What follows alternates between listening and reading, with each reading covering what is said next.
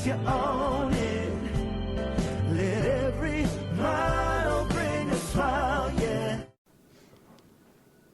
Welcome back to another episode of the Road to Life podcast with Meredith and Craig. We're happy to have you. This week we've got what? I'm excited for this week's episode. It's going to be really helpful for people. We're going to get into giving and receiving help, giving and receiving support, giving and receiving anything in a relationship. Why one is often harder than the other. When you're in a relationship, there's always give and take. There's always give and take. So when one person's giving, the other person's receiving. But it's so much harder to receive. I know, right? Giving, so much easier. Yeah. I would 100% rather give pretty much anything any day than Have to ask for help. have to ask for it. Yeah, and I think that's normal for a lot of people. I think a lot of people struggle with raising their hand and asking for help. And that's what this episode's going to be about. Why it's so hard for people to ask for help, and then how we can reframe it, make it easier. And why it's so important. Right off the hop, let's just go there first. If one person in a relationship was always the one giving and one person was always the one receiving, you're going to have a super imbalanced relationship. So right off the bat, we need to get good at both. Yeah. Otherwise, there's going to be resentment. We're going to delve into a whole bunch of other issues on, I'm always the one giving you help, you're never the one giving me help. And that's when the resentment comes in, whether it's in your marriage. Which leads to scorekeeping. Yeah, in any relationship, business partners, parents, literally any relationship. Yeah. So right off the bat, it's important because even when you feel like you're the strong one and you're the one that's usually giving the help and the support and all the things, it's important that you're able to also receive it, because otherwise there's going to be an imbalance, there's going to be scorekeeping, there's going to be resentment. So right off the hop, let's just start there. So what makes it so hard to ask for help? Well, it's vulnerable to ask for help. It means that you aren't perfect. It means that you don't have all the answers. It means that you're lacking in some way, shape, or form, and you need someone to come in and help you. That's uncomfortable and scary for a lot of people, and it's very vulnerable, and we shy away from that. I think there's also a bit of a fear of burdening someone. I am someone who is working on her boundaries and being more direct. You're doing a great job, by the way. Thank you. And not saying yes to things I don't want to say yes to. Whereas before, I was the ultimate people pleaser. I can do that. Oh, I don't want to do this. 100%. In every area of my life. And then it leads to resentment, like, ugh, why would she ask me to do this? Why would you say yes? For sure. And so if someone's asking me for help, they couldn't trust that I was saying yes because I wanted to help. I was saying yes because I felt obligated to help, because I wanted to come through for everybody because I was a people pleaser.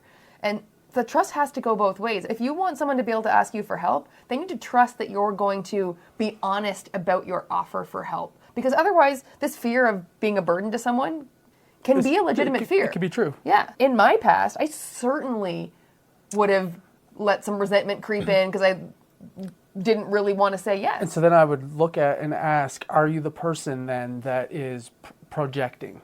In that, 100%. Right? Like, because you feel that when you say yes to someone and you feel like a burden, it's probably because you aren't willing and you're seeking your perfectionism and you're not willing to raise your hand and say, I need help. Yep. Because when I say yes, I'm people pleasing in the past and not saying yes because I want to. So you I have that fear of being a burden on someone else, that they're just going to say yes because I asked, not because they want to. They're doing the same things that you do. Couldn't agree more. Yeah. That's probably a big one. So if you've got that fear of burdening someone, maybe have a quick look inside and see if when you do offer to help someone, are you doing it because you want to or because you're a people-pleasing perfectionist who needs everyone's approval? Yeah. When asking for help, like society, like for me growing up, it was like, never let them see you sweat, never show weakness. And so for me, it was you always had to have the stoic front and never be able to show that. Weakness. Asking for help is the opposite of that, really. Like, it's, even though it's not a weakness, it's a strength, and we're going to talk about that. But it can be perceived as a weakness. And so I think that is a big reason why many people shy away from. Yeah, and part of that is the loss of control. I think there's also some sort of extra benefit in society to being able to be in full control and do it all yourself. Like, you get bonus points for achieving your goal and not needing any help to do it. Yeah, because you're in control. Yeah, if you actually really evaluate it, though, most people aren't achieving all their goals with no help. No, Like, nobody zero. is. Nobody becomes successful without help along the way. Right. And so relinquishing a bit of control and asking for help is the only way to get there, especially in a relationship. Yeah. I think another reason we struggle to ask for help, especially in relationships, is our lack of self-worth. Yeah. Like, and it probably Not goes a worthy of little it. bit to the burden. It's tied to that a little bit probably, but I don't feel, again, something I'm super working on is my level of self-worth and my self-love, but it was hard to ask for help. It's hard to ask for help when you don't feel like you're worthy of getting the help.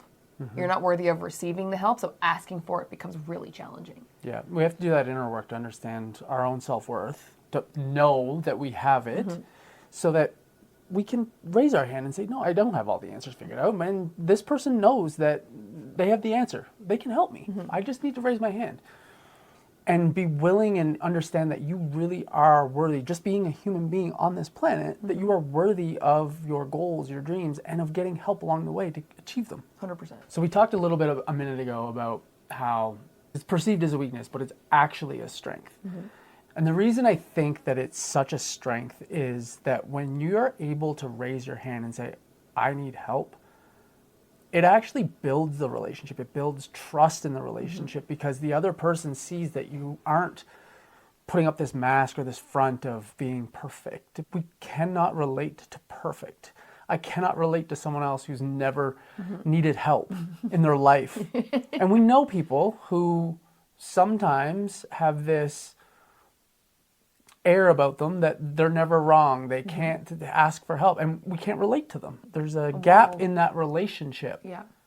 It's unfortunate, but until they're able to get past that perfectionism and able to see that the vulnerability is a strength, that relationship will always be a little Distant. less than what we would really love. Yeah, I think the other important piece is trust. Trust. And so you're talking about connection and how we don't connect with perfection and we only connect with the vulnerable parts of each other. The other piece of it is trust. Trust is not built between two people. I don't build trust with you when I offer to help you. That's not where trust gets built in a relationship. Trust gets built in our relationship when you ask me for help. So by asking someone for help, you're actually building trust with that person. We all think it's the opposite. Oh, they're going to trust me if I offer to help them. No. They're going to trust me if I ask them for help. So that's how you build trust in a relationship. I think the other important piece of why it's so important to ask for help is there's a ton of research that shows how human beings feel happy and fulfilled in the world. And the number one way to create happiness, joy, and fulfillment in the moment Coming through for others. is to help somebody else. Yeah. Like, so if you don't ask someone for help, you're actually denying them the chance, the opportunity to help you, which is denying them the opportunity to be happier. Like, you literally have taken happiness away from somebody else because you wouldn't ask them for help. Selfish, really. when you Super think, selfish. It's selfish when you think about it. Like, if you need help, it's selfish to not ask for help. 100%. Because you're robbing people of the opportunity to help you. People want to come through. Absolutely. People love being able to have that feeling of coming through for someone else. And you're robbing someone of that experience when you don't raise your hand. Yeah. Like, how much fun did we have building the chicken coop with Matt and Becca? Oh, I loved it. Right? Yeah, it was great. It was a lot of fun. Yeah, it was. And I felt good when we left that we helped them. And the thing is that our relationship got better because of it. Like, it got deeper. Our bond grew by the mere fact of being there, Yeah. of building a chicken coop. Right. It was something small. It wasn't anything huge. And They didn't really need us. They didn't need us at the end of the day. Like, that chicken coop would have got built with or without us. It would have probably taken a little longer, but it still would have got done. But by them raising their hand and saying, hey, would you guys like to come over and help us with this? It made us feel really good to be able to come through for them, and it deepened our bond. For sure. And it's a really cool thing. Yeah. So if you want to build strong relationships, buy a chicken coop and ask a friend to build it. Buy the materials for a chicken coop and ask a friend to build it. So if asking for help is so hard, but we know it's so important in any relationship, how do we make it a little easier? Well, I think we need to address the worthiness thing first. Like, if the issue is a worthiness problem, we need to really focus inward and focus on our own worthiness. And that starts with a lot of inner work, obviously, and we've talked a lot about that in different episodes. But one is really rewiring your brain to I'm not worthy to I'm worthy of accepting help. And the tactics and all the things, there's so much you can do there. We've got an episode on it. It's in other episodes. We'll reference that in the show notes. Yeah, but I think it's really addressing the worthiness problem, because I think a lot of the time that's where the heart of it stems from, is that they're, perfectionism, all these things is like, I have to be right, I'm not worthy. And so going, the second piece of that, the follow-up piece of that, I think is also addressing the feeling like a burden is, are you projecting that you're always saying yes? Like I was talking about as the ultimate quintessential people pleaser. I was saying yes to people because I felt obligated, not because I wanted to help them. And I wanted to, get all the external validation and credit of coming through for somebody versus actually just wanting to do it. So how are you saying yes to people? Why are you saying yes to people? And if you find yourself saying yes for the same reasons that I was saying yes, which was for all the other outside reasons, not because I actually wanted to help, and then I treat that like a burden, then I'm going to feel that like a burden. So if you're worried about being a burden to someone else, I think the first step is looking inward and addressing how are you saying yes? Why are you saying yes to helping other people, and fixing that piece so that you won't feel like a burden, because you won't be projecting that out from you. Mm-hmm. Yep, couldn't agree more. And another one is, we really need to get clear why we're asking for help. What is it that we actually need? I think too often we're struggling with something, we don't actually know what we need, and so we don't want to raise our hand because I don't know what the full ask is. I don't actually know what I'm struggling. I know that, I can feel that, but I don't know what I'm asking for. Yeah, I don't know what's going to help.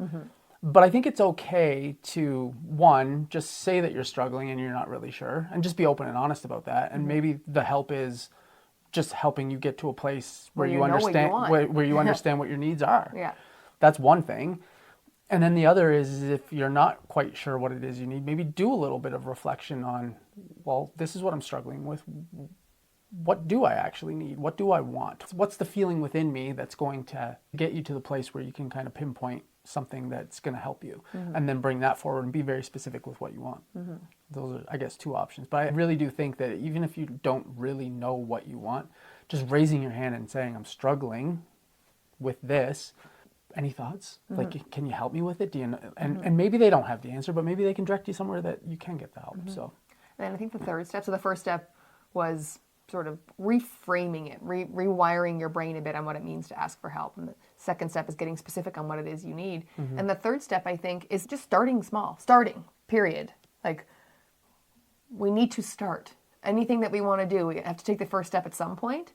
You have to make the ask. You have to take the action. So start with something small. Yeah. Like, can you pick me up a coffee? Yeah. Something small. Like that. Build that just the doesn't muscle. matter. Like, get good at it. And then I think it's really important to just be grateful and show gratitude and appreciation when the help comes through. When the person follows through and shows up for you, to be really grateful and appreciative of that person in the way that they showed up for you. Yeah. Because they care. I think those are 4 good steps. Reframe what asking for help means. Ultimately, it's the ultimate act of selflessness to let someone help you. 2, get clear on what it is that you need. 3, start. Start with something small. Just practice, build the muscle of asking for help. And 4, be grateful when you get it. Show gratitude, practice gratitude.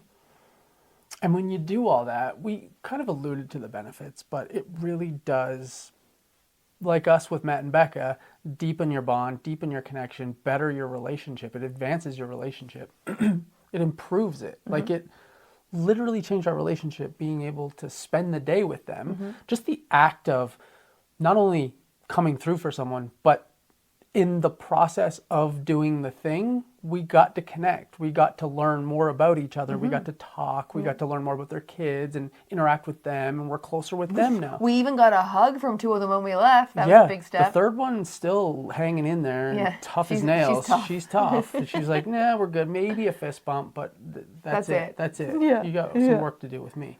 But the other 2, the whole family, we got to connect and bond with them on a level that we would not have been able to otherwise. So really, it really deepens your connection. It deepens your connection. It builds trust. It improves communication because you're getting clear and being able to articulate what exactly it is that you want and need. So that also builds more trust. So the connection, the trust, and the communication get built even stronger. The more you ask for help, the more worthy you're going to feel of getting help. And so the worthiness thing, chicken or egg kind of thing. But if we can get to a place where we can just at least baby steps, ask for something small, And the more the muscle gets, strengthened, the more we're going to feel worthy of actually getting help, because people continue to come through for us. Oh, I asked for help. I got it last time. Obviously they see me as worthy of getting help, and I feel worthy of asking for help. It's a snowball that just rolls downhill. That's why it's easier to start with a small one and let it roll downhill and get bigger. Exactly. Yeah. And then eventually, maybe some point you can ask someone to help you move. That's the ultimate. That's the Mount Everest of... That is the Mount Everest of asking for help. That's the Mount Everest of requests, is asking someone to help you move. If you're over 35, you really want to reconsider that ask, I think. Well, yeah, maybe. Just tread lightly on the moving thing. People are opposed to the moving thing, but you are still worthy of asking, but people may hold a boundary on that one. So if they say, hell no, don't take it as an affront on you as being a worthy human being. Nobody is going to get that help, so don't stress about it. Once you're over 35, I leave moving to the pros. Yeah. I did a lot of moving in my 20s. Yeah. Moving is for the pros these days. Yeah, 100%. So it's important overall in your relationship to have balance. Any relationship. You've got to give and you've got to receive. You've got to give help, you've got to ask for help, you've got to give apologies, you've got to ask for apologies, forgiveness, all the things. Yeah, it's like a baseball game. Game doesn't work if there's only a pitcher. Right. Got to have a catcher. Anyway, there you go. Share this episode with someone that you know who would get some value from asking for help, from getting better at asking for help. Couldn't have said better myself. Okay? You nailed it. See you next week. Before we wrap up, we just want to remind you about something really special we've created, the Infinite Relationship Mastermind. It's like a VIP backstage pass for anyone looking to level up any and all of the relationships in their life. And we're not just talking about the relationship with your spouse, though it does include that one. We're also talking about the relationships with yourself, your friends, your business partners, your family, all the important people in your life. This mastermind is for anyone ready to take all of their relationships to a whole new level.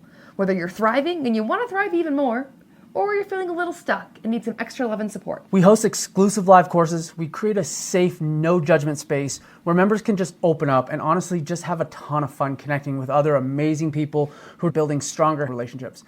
And to be honest, the transformations we've seen are incredible, and it's exactly why we do what we do. It fills our heart like nothing else. Now, we are super protective of this community because it is all about trust, love, and support. So it's not for everybody.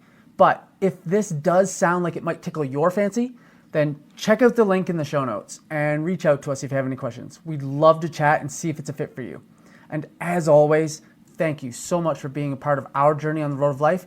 And remember, you've got this, and we're here to help you every step of the way. So we'll see you next week. Bye for now. Road of life, yes, you own it.